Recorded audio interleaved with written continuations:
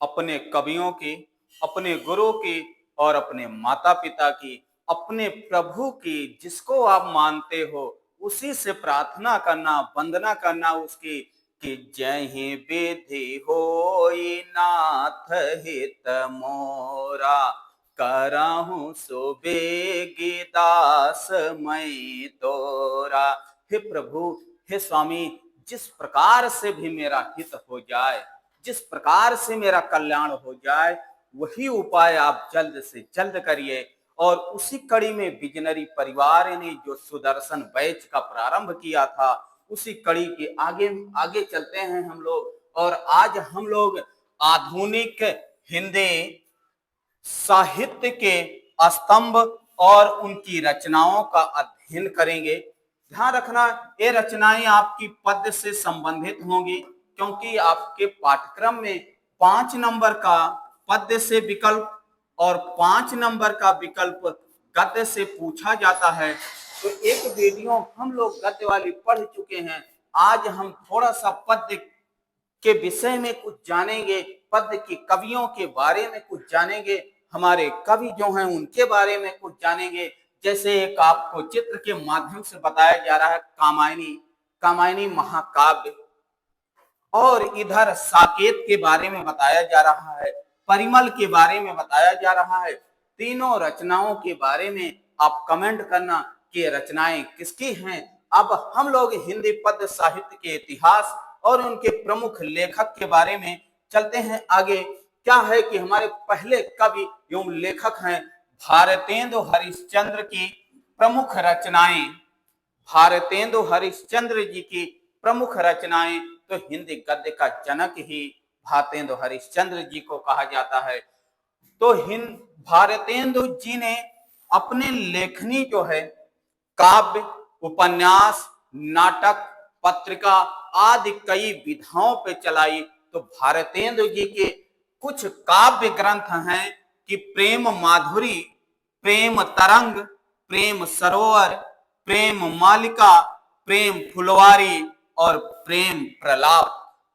भारतेंदु हरिश्चंद्र जी के कुछ काव्य विधा की रचनाएं, यदि सब में प्रेम जुड़ा है तो प्रेम माधुरी, प्रेम तरंग, प्रेम सरोवर, प्रेम मालिका, प्रेम फुलवारी, प्रेम प्रलाप, इन रचनाओं के लेखक कौन हैं? भारतेंदु हरिश्चंद्र जी हैं। और यदि विधा पूछी जाए तो काव्य विधा की रचनाएं हैं। भारतेंदु जी ने के कुछ प्रमुख उपन्यास पूर्ण प्रकाश और चंद्र प्रभा भारतेंदु हरिश्चंद्र के प्रमुख उपन्यास हैं। पूर्ण प्रकाश, चंद्र प्रभा। फिर भारतेंदु जी ने नाटक के क्षेत्र में भी बढ़ चढ़कर हिस्सा लिया और नाटक के क्षेत्र में वैदकी हिंसा हिंसा न भवत अत्यधिक महत्वपूर्ण नाटक इन्होंने लिखा। सत्य हरिश्चंद्र, भारत दो दशा, नील देवी, अंधेर नगरी, इनके प्रमुख नाट्य विधा की रचनाएं हैं कि वैदकी हिंसा हिंसा न भवती, सत्य हरिश्चंद्र, भारत दो दशा, नील देवी, अंधेर नगरी। लेखक कौन है? हमारे भारतेंदु हरिश्चंद्र जी हैं। और विधा कौन सी है? तो नाटक विधा की रचना है। आगे हम लोग चलते हैं पत्रिका के क्षेत्र में। तो भारतेंदु हरिश्चंद्र जी ने संपादन के क्षेत्र में क्या किया? तो कवि वचन सुधा, हरिश्चंद्र मैगजीन और हरिश्चंद्र चंद्रिका जैसी महत्वपूर्ण पत्रिकाओं का संपादन किया। कौन? भारतेंदु हरिश्चंद्र जी ने। यदि युग पूछा जाए कि कवि वचन सुधा, हरिश्चंद्र मैगजीन, हरिश्चंद्र चंद्रिका किस युग की पत्रिका है? तो भारतेंदु युग की पत्रिका है। लेखक कौन है इसके? तो भारतेंदु हरिश्चंद्र जी हैं। और यदि कवि वचन सुधा, हरिश्चंद्र मैगजीन, हरिश्चंद्र चंद्रिका की विधा पूछा जाए तो पत्रिका विधा की है। अब हम लोग आगे बढ़ते हैं। अगले हमारे कवि हैं जगन्नाथ दास रत्नाकर जी। इनकी प्रमुख रचनाएं कौन कौन सी हैं? तो रत्नाकर जी की जो प्रमुख रचनाएं हैं, हिडोला, सौ रोला छंदों का रचना है और अध्यात्म सिंगारी काव्य है। 100 रोला छंदों का अध्यात्म परक सिंगारी काव्य है हिंडोला। और लेखक कौन है? हमारे रत्नाकर जी हैं, जगन्नाथ दास रत्नाकर जी। हरिश्चंद्र एक 4 सर्गों का खंड काव्य है। 4 सर्गों का खंड काव्य आलोचना विधा की रचना है। हरिश्चंद्र 4 सर्गों का, ध्यान रखना, 4 सर्गों का खंड काव्य विधा की रचना है। और श्रृंगार लहरी, गंगा लहरी और विष्णु लहरी, रत्नाष्टक, गंगा अवतरण, उद्धव शतक, नख सिख, हट्टी हमीर, हमीर हट, इनकी प्रमुख रचनाएं हैं। किसकी? जगन्नाथ दास रत्नाकर जी की। तो हिंडोला याद रखना कि 100 रोला छंदों का अध्यात्म परक एवं श्रृंगारिक काव्य है। हरिश्चंद्र ये जो है आलोचना विधा की रचना है। 4 सर्गों का खंड काव्य है। श्रृंगार लहरी, गंगा लहरी और विष्णु लहरी, रत्नाष्टक, गंगा अवतरण, उद्धव शतक, नख सिख, हमीर हट, इनके प्रमुख काव्य ग्रंथ हैं रत्नाकर जी के। आगे हम लोग देखते हैं, आगे हमारे अयोध्या सिंह उपाध्याय हरिओध जी आते हैं। इनके साहित्यिक परिचय, ये थोड़ा सा गलत हो गया, साहित्यिक परिचय नहीं, इनकी प्रमुख साहित्यिक रचनाएं, प्रमुख साहित्यिक रचनाएं हैं, प्रमुख साहित्यिक रचनाएं। तो परिचय आप काट देना, परिचय नहीं है, सब प्रमुख साहित्यिक रचनाएं हैं। अयोध्या सिंह उपाध्याय हरिओध जी ने नाटक के क्षेत्र में भी, उपन्यास के क्षेत्र में भी और काव्य ग्रंथ के क्षेत्र में भी अयोध्या सिंह उपाध्याय जी ने हिंदी साहित्य को समृद्ध किया, मजबूत किया। आगे कि नाटक इनका प्रद्युम्न विजय, नाटक विधा की रचना है। प्रद्युम्न विजय के लेखक कौन है? हरिओध जी हैं। विधा पूछे तो नाटक है रुक्मणी परिणय, रुक्मणी परिणय याद रखना, बहुत महत्वपूर्ण है। रुक्मणी परिणय लेखक हमारे हरिओध जी हैं, अयोध्या सिंह उपाध्याय हरिओध जी। और विधा पूछे तो नाटक विधा की रचना है। इनके प्रमुख उपन्यास हरिओध जी के, तो प्रेम कांता प्रथम उपन्यास है। हरिओध जी का जो प्रथम उपन्यास वो है वो प्रेम कांता है। और ठेठ हिंदी का ठाठ, ठेठ हिंदी का ठाठ और अधकिला फूल, इनकी अन्य प्रमुख उपन्यास विधा की रचनाएं हैं। तो पहला उपन्यास प्रेम कांता है, ठेठ हिंदी का ठाठ और अधखिला फूल लेखक हरिओध जी, और विधा उपन्यास है। आगे है काव्य ग्रंथ, तो काव्य ग्रंथों में प्रिय प्रवास ये इनका महाकाव्य है। प्रिय प्रवास महाकाव्य है। कितने सर्ग हैं? इसके लिए एक छोटी सी वीडियो, 1 मिनट 2 मिनट की वीडियो होगी जो हमारे YouTube channel visionary study hub पर है, उसको देखना। इसमें सर्गों की संख्या, नायक की संख्या, लेखक कौन है, रस कौन सा है, उसमें वर्णन किया गया है। तो प्रिय प्रवास ये महाकाव्य है। रस कलश, चोखे चौपदे और चुभते चौपदे, वैदेही वनवास प्रबंध काव्य विधा की रचना है। और पारिजात इनके प्रमुख काव्य ग्रंथ हैं। किसके? अयोध्या सिंह उपाध्याय हरिओध के। तो प्रिय प्रवास याद रखना महाकाव्य है। रस कलश और चोखे चौपदे और चुभते चौपदे काव्य ग्रंथ की रचना है। वैदेही वनवास ये प्रबंध काव्य है। और पारिजात है। आगे देखते हैं हमारे राष्ट्र कवि मैथिली शरण गुप्त जी की प्रमुख रचनाएं। राष्ट्र कवि मैथिली शरण गुप्त जी की प्रमुख रचनाएं, रंग में भंग ये प्रथम काव्य संग्रह है। मैथिली शरण गुप्त जी का पहला काव्य संग्रह यदि पूछे तो रंग में भंग है।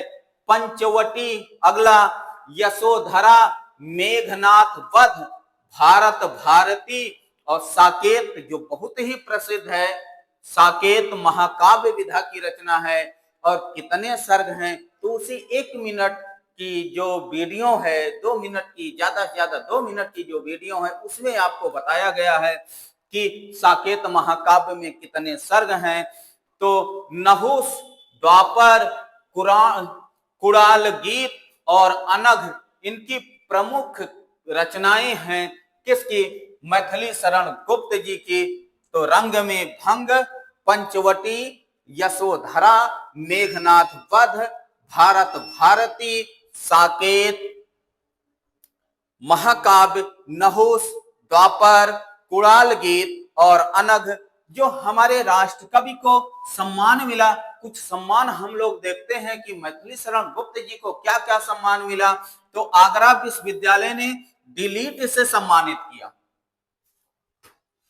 आगरा विश्वविद्यालय ने इनसे प्रभावित होकर इन्हें डिलीट की उपाधि से सम्मानित किया। 1952 से 1964 ईस्वी तक राज्यसभा के सदस्य रहे मैथिली शरण गुप्त जी, और भारत सरकार ने पद्म विभूषण दिया और साकेत महाकाव्य पर मंगला प्रसाद पारितोषिक सम्मान मिला। याद रखना कि साकेत महाकाव्य पर गुप्त जी को मंगला प्रसाद पारितोषिक सम्मान से सम्मानित किया गया और युग प्रतिनिधि कवि के रूप में जाने जाते हैं।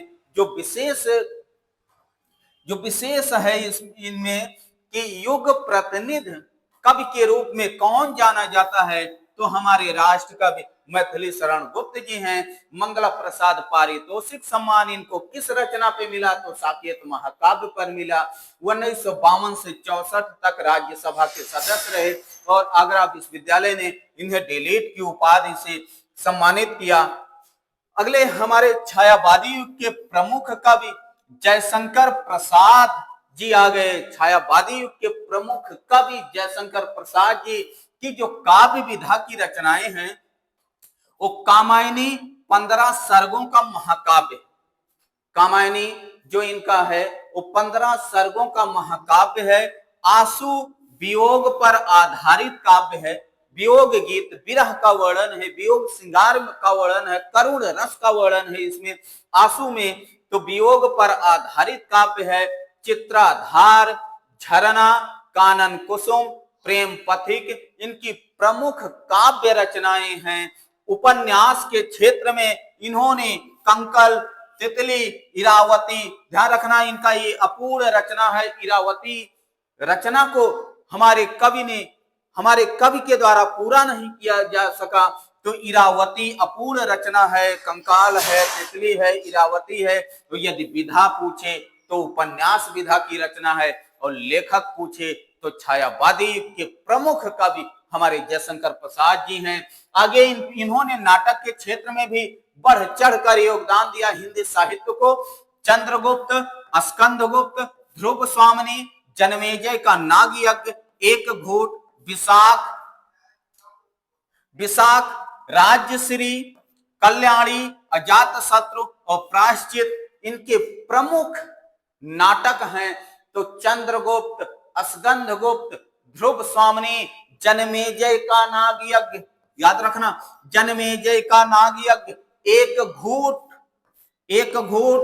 विशाख, राज्यश्री भी बहुत महत्वपूर्ण है, कल्याणी, अजातशत्रु और प्रायश्चित हमारे छायावादी युग के प्रमुख कवि जयशंकर प्रसाद जी के नाटक थे। आगे हम लोग चलते हैं कहानी के क्षेत्र में। तो कहानी के क्षेत्र में भी हमारे कवि ने बहुत ही महत्वपूर्ण योगदान दिया। कहानी के क्षेत्र में इन्होंने प्रतिध्वनि, छाया, आकाशदीप, आंधी, इंद्रजाल, पुरस्कार, ममता और गुंडा कहानी के लेखक कौन हैं, तो जयशंकर प्रसाद जी हैं। इंद्रजाल, पुरस्कार, ममता, प्रतिध्वनि, छाया, आकाशदीप, आंधी, ध्यान रखना बहुत ही महत्वपूर्ण है आपकी परीक्षा की दृष्टि से। जयशंकर प्रसाद जी चाहे उनका पाठ श्रद्धा मनु हो, चाहे उनका जीवन परिचय, साहित्यिक परिचय हो और चाहे उनकी रचनाएं हो, यहां से आपको प्रश्न अवश्य मिलेगा।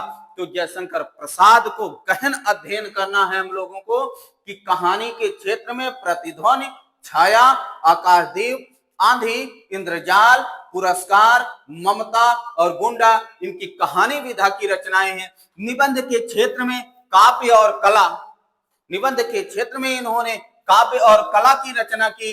अब हम लोग आगे चलते हैं। प्रकृति के सुकुमार कवि सूर्यकांत त्रिपाठी निराला, नहीं नहीं, सूर्यकांत त्रिपाठी प्रकृति के सुकुमार कवि तो वो है, क्या नाम उनका, सुमित्रा नंदन पंत जी हैं। तो सूर्यकांत त्रिपाठी निराला के प्रमुख गद्य पद्य की रचनाएं, सूर्यकांत त्रिपाठी निराला जी की प्रमुख गद्य और पद्य की रचनाएं, तो काव्य संग्रह में इनका जूही की कली याद रखना, ये बहुत ही महत्वपूर्ण रचना है इनकी।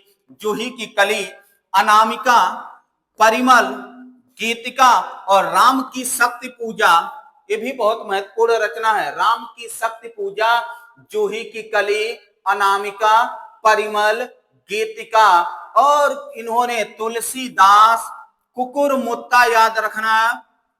कुकुरमुत्ता लेखक कौन है? निराला जी हैं। अब अरिमा होना चाहिए आगे, अरिमा, अरिमा है, अरिमा, आराधना, बेला और गीत कुंज इनके काव्य संग्रह है। तो एक बार फिर से हम लोग देखते हैं इनके काव्य संग्रह, जयशंकर निराला जी का जो काव्य संग्रह है, जूही की कली, अनामिका, परिमल, गीतिका, राम की शक्ति पूजा, तुलसीदास, कुकुरमुत्ता, अरिमा, बेला, नए पत्ते, अर्चना, आराधना, गीत कुंज निराला जी के प्रमुख काव्य विधा की रचनाएं हैं, काव्य संग्रह है। और उपन्यास के क्षेत्र में इन्होंने अप्सरा, अलका, प्रभावती, निरुपमा और बिल्लेसुर बकरिहा की रचना की। बिल्लेसुर बकरिहा उपन्यास विधा की प्रमुख रचनाएं हैं। और निराला जी जो हैं वो छायावादी युग के प्रमुख आधार स्तंभ हैं, क्योंकि छायावादी युग के जो प्रमुख कवियों में हैं वो प्रसाद, पंत, निराला और वर्मा जी हैं। तो प्रसाद से जयशंकर प्रसाद जी हो गए, पंत से हमारे सुमित्रा नंदन पंत जी हो गए, निराला से हमारे सूर्यकांत त्रिपाठी निराला जी हो गए, और वर्मा से श्रीमती महादेवी वर्मा जी हो गई। तो वर्मा जी थी। और कहानी और गद्य के क्षेत्र में इन्होंने लीली कहानी विधा की रचना है, और चतुरी चमार कहानी विधा की रचना है, और बिल्लेसुर बकरिहा ये भी कहानी विधा की इनकी रचना है। आगे हम लोग तो बिल्लेसुरी बकरिहा इन जो है ग्रंथों के आधार पर दो स्थानों पर मिलता है, एक तो उपन्यास की जगह मिलता है और एक तो आपका कहानी के अंतर्गत आ जाता है। तो जैसा विकल्प रहेगा, यदि गद्य विधा की रचनाएं पूछा जाएगा तो बिल्लेसुरी बकरिहा ये गद्य विधा की रचना है, क्योंकि पद्य विधा की रचना नहीं है। और यदि गद्य विधा नहीं है तो उपन्यास है, क्योंकि उपन्यास जो है गद्य के अंतर्गत ही आता है। तो आगे अब हम लोग चलते हैं अपने अगले भाग पे। अगला भाग है हमारे कवि, प्रकृति के सुकुमार कवि सुमित्रा नंदन पंत जी आ गए। तो प्रकृति के सुकुमार कवि के नाम से कौन जाना जाता है? तो सुमित्रा नंदन पंत जी जाने जाते हैं, प्रकृति के सुकुमार कवि हैं। तो प्रकृति के सुकुमार कवि जाने जाते हैं कौन? पंत जी। और पुरस्कार में देखते हैं तो हमारे कवि को क्या क्या मिला, कौन सा पुरस्कार? तो लोकायतन इनका महाकाव्य है, ध्यान रखना। पहले लोकायतन, चिदंबरा और कला और बूढ़ा चांद, और भारत सरकार की तरफ से इन्हें कौन सा सम्मान मिला? तो लोकायतन पर देखते हैं। लोकायतन महाकाव्य पर सोवियत नेहरू शांति पुरस्कार, या सोवियत लैंड नेहरू पुरस्कार, या सोवियत भूमि नेहरू पुरस्कार।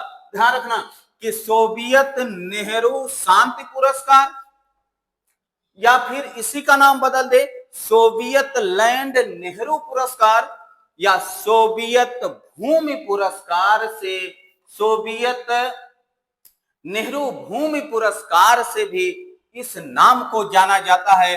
तो ये रचना याद रखना कि लोकायतन महाकाव्य पर सोवियत नेहरू शांति पुरस्कार, सोवियत लैंड नेहरू पुरस्कार और सोवियत भूमि पुरस्कार से सम्मानित किया गया है।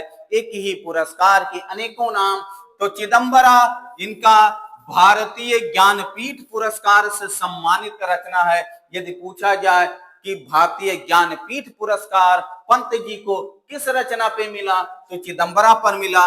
कला और बूढ़ा चांद याद रखना साहित्य अकादमी पुरस्कार से सम्मानित यह रचना है, कला और बूढ़ा चांद, और भारत सरकार ने इन्हें पद्म भूषण से सम्मानित किया। तो हमारी परीक्षा की दृष्टि से बहुत ही महत्वपूर्ण रचनाएं हैं कि पहला तो यही याद रखना कि प्रकृति के सुकुमार कवि सुमित्रानंदन पंत जी हैं, लोकायतन पर पुरस्कार याद रखना, चिदंबरा पर पुरस्कार याद रखना, कला और बूढ़ा चांद पर पुरस्कार याद रखना, और भारत सरकार ने इन्हें कौन सा पुरस्कार दिया, तो पद्म भूषण से सम्मानित किया। अन्य रचनाओं में बीड़ा, पल्लव, ग्रंथ, युगान, ग्राम्या, युगवाणी, स्वर्ण धूल, उत्तरा, अतिमा और स्वर्ण किरण इनकी प्रमुख रचनाएं हैं। तो इधर बीड़ा, पल्लव और ग्रंथ को याद रखना, बीड़ा, पल्लव, ग्रंथ, युगांत, ग्राम्या और युगवाणी भी आपकी परीक्षा की दृष्टि से बहुत ही महत्वपूर्ण रचनाएं हैं।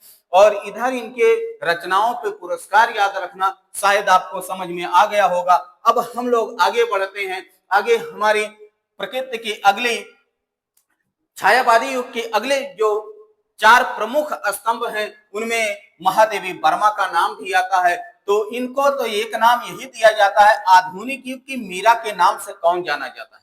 आधुनिक युग की मीरा कौन है, तो महादेवी वर्मा जी हैं। और महादेवी वर्मा की जो काव्य कृतियां हैं वो नीरजा, रश्मि,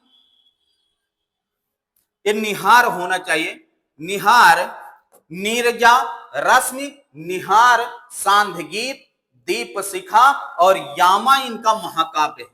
याद रखना कि यामा की विधा पूछे तो यामा महाकाव्य विधा की रचना है।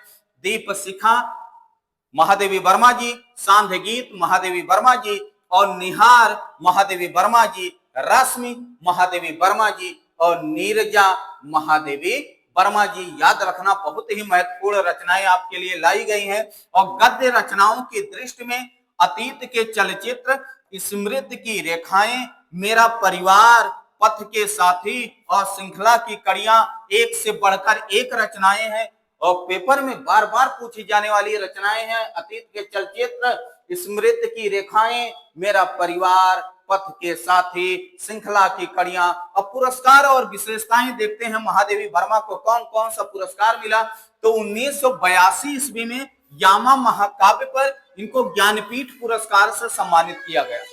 और कब मिला, तो 1982 में। और किस रचना पे मिला, यामा पे मिला। यामा की विधा पूछे तो यामा महाकाव्य है। 1934 में नीरजा पर शेक्सपियर पुरस्कार से सम्मानित किया गया। 1934 में याद रखना शेक्सपियर पुरस्कार किस रचना पे मिला, नीरजा पर मिला। और 1943 में फिर से इनको यामा पर मंगला प्रसाद पारितोषिक सम्मान से सम्मानित किया गया। तो तीनों रचनाएं याद रखना। यामा पर 1982 में ज्ञानपीठ मिला और नीरजा पर शेक्सपियर पुरस्कार मिला 1934 में। और 1943 में फिर से इनको यामा ग्रंथ पर मंगला प्रसाद पारितोषिक मिला। और विशेषताओं में देखते हैं तो आधुनिक युग की मीरा कही जाती हैं कौन, महादेवी वर्मा जी। और इनके साहित्य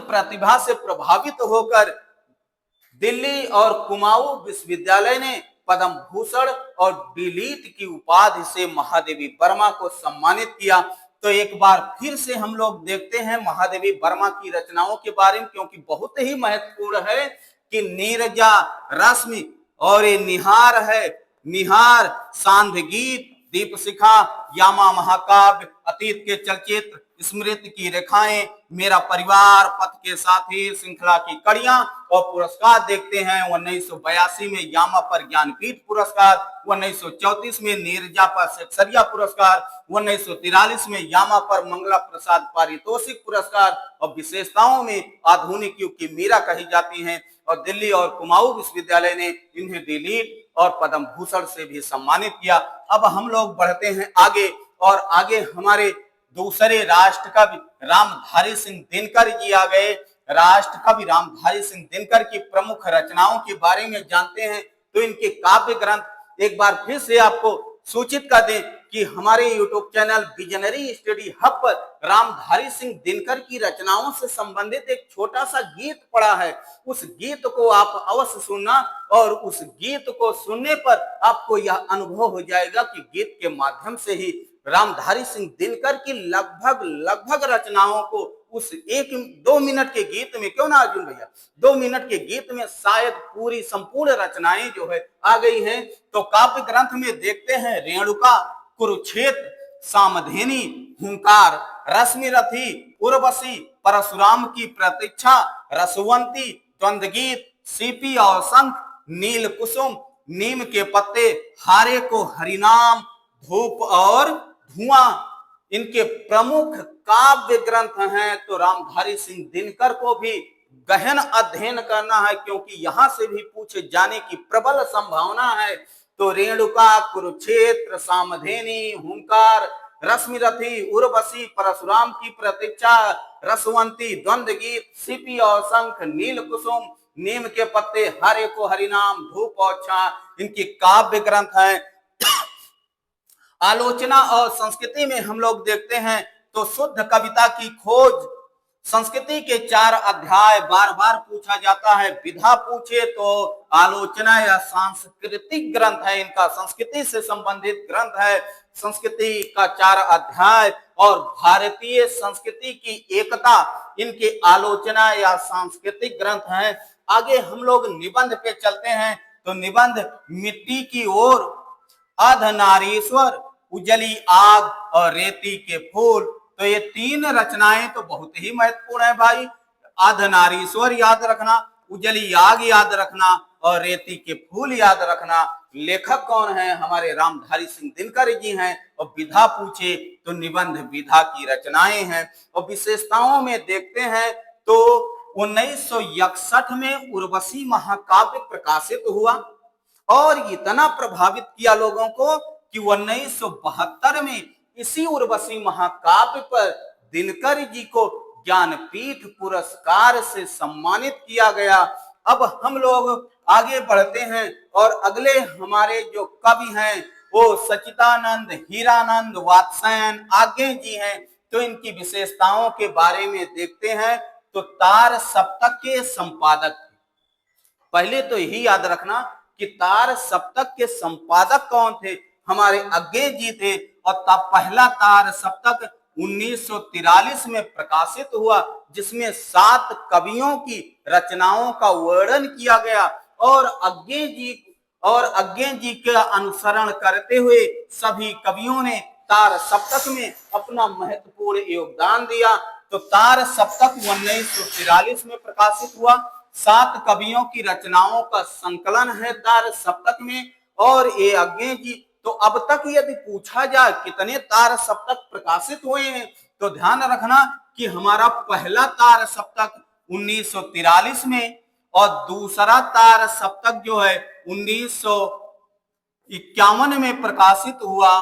दूसरा तार सप्तक 1951 में और तीसरा तार सप्तक 1959 में प्रकाशित हुआ। और चौथा जो तार सप्तक हमारा है वो 1978 और कहीं 79। तो 78 और 79 मिलता है। तो पहला 43 में, दूसरा 51 में, तीसरा 59 में और चौथा जो तार सप्तक था वो 78 और 79 दो मिलता है। तो जैसा आपको विकल्प मिले वैसा आप उत्तर का चुनाव करना। लेकिन याद रखना कि पहला 43 में, दूसरा 51 में, तीसरा 59 में, चौथा 78 और 79 में। और तार सप्तक के संपादक कौन है? आज्ञे जी हैं। तार सप्तक में कितने कवि हैं? तो 7 कवि हैं। उन कवियों को क्या कहा जाता है? तो आज्ञे की राहों का अन्वेषी कहा जाता है। अब हम लोग इनकी काव्य रचनाएं कुछ देखते हैं कि अरि ओ करुणामय, अरि ओ करुणा प्रभामय काव्य विधा की रचनाएं हैं। और आंगन के पार द्वार बहुत महत्वपूर्ण रचना है, ध्यान रखना। आंगन के पार द्वार और बावरा अहेरी, बावरा अहेरी कितनी नावों में कितनी बार हरी घास पर क्षण भर इत्रलम इंद्रधनुष रौंदे हुए ए, पहले मैं सन्नाटा भूनता था, चिंता पूर्वा, पूर्वा होना चाहिए, पूर्वा सुनहले शैवाल, भग्न, भग्न दूत, भग्न दूत होना चाहिए, भग्न दूत इनकी प्रमुख काव्य विधा की रचनाएं हैं। तो ध्यान रखना कि बहुत ही महत्वपूर्ण रचनाएं आपके लिए लेकर लाई गई हैं आपके लिए लाई गई हैं। तो इस आधार पे हम लोग एक बार फिर से अध्ययन करते हैं। हरि हरि ओ करुणामय प्रभा, अरे ओ करुणा प्रभामय, आंगन के पार द्वार, बावरा अहेरी, कितनी नावों में कितनी बार, बहुत महत्वपूर्ण रचना है। हरी घास पर क्षण भर, बार बार परीक्षाओं में पूछी जाती है। इत्तिलम इंद्रधनुष रौंदे हुए ए, पहले मैं सन्नाटा भूनता था, चिंता पूर्वा सुनहले शैवाल और भग्न दूत इनकी काव्य विधा की रचनाएं हैं। आगे कहानी के क्षेत्र में चलते हैं। तो विपथगा परंपरा, कोठरी की बात और शरणार्थी ओम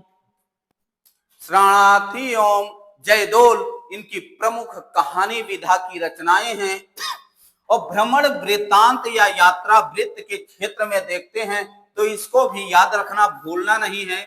बहुत महत्वपूर्ण रचनाएं हैं कि अरे यायावर रहेगा यार।